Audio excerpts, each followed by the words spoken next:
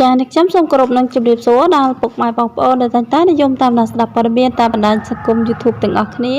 ថ្ងៃនេះដែរអ្នកខ្ញុំបានលើកយកព័ត៌មានថ្មីមួយទៀតហើយយកមកចែកជូនពុកម៉ែបងប្អូននិងប្រិយមិត្តទាំងអស់គ្នាបានដឹងដែលមានចំណងជើងថា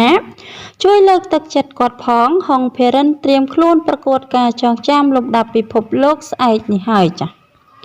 ចាំតែមកនឹងឈានចូលដល់ព័ត៌មានសូមពុកម៉ែបងប្អូនមេត្តាចុច Like Share Subscribe និងសញ្ញារូបកណ្ដឹងដើម្បីទទួលបានព័ត៌មានថ្មីៗជារៀងរាល់ថ្ងៃចាថ្ងៃច័ន្ទ6កើតខែមករាឆ្នាំកុលពុទ្ធសករាជ2563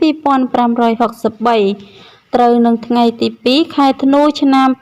2019ក្រោមការដឹកនាំពីសំណាក់លោកសាំងវិជ្ជមុនីចាអគ្គកុងស៊ុលកម្ពុជាប្រចាំក្រុងឆុងឈិងចាប្រទេសចិននិងនិស្សិតកម្ពុជានៅក្រុងអ៊ូហានបានទទួលស្វាគមន៍និងចូលរួមលើកទឹកចិត្តប្អូនប្រុសហុងភេរិនចានិស្សិតខ្មែរដែលបានចូលរួមប្រកួតប្រជែងកម្មវិធីល្បងប្រាជ្ញា Super 100 នៅប្រទេសថៃចាដែលប្អូនហុងភេរិននឹងមកធ្វើការប្រកួតកម្មវិធីប្រកួតការចងចាំលំដាប់ពិភពលោកលើកទី28ចា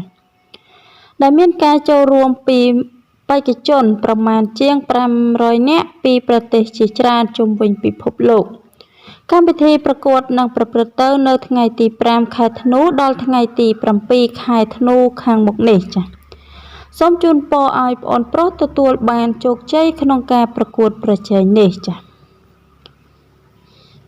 ចឹងព័ត៌មានយើងគឺមានតែប៉ុណ្្នឹងទេនឹងខ្ញុំសូមបញ្ចប់ព័ត៌មានយើងតែត្រឹមនេះសូមអរគុណសម្រាប់ការតាមដានស្ដាប់របស់ពុកម៉ែបងប្អូននិងប្រិយមិត្តទាំងអស់ចាសូមអរគុណសូមជម្រាបលា